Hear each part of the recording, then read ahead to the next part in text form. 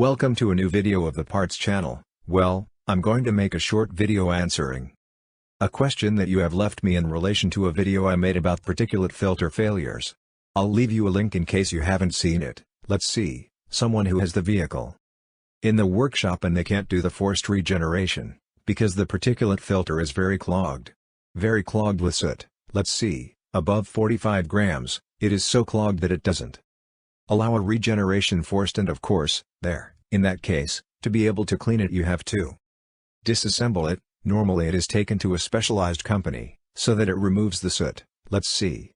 The soot does not come out of the end, let's say, through the outlet of the anti-particle filter, but through the inlet, because at the outlet of the particulate filter, since it has walls that prevent the soot from coming out, only the gases would come out there. To remove the soot it would have to be done through the inlet. First you would have to pour some type of additive, which separates the soot from the walls, and then put pressure on it, to remove that soot, so it would be the entrance.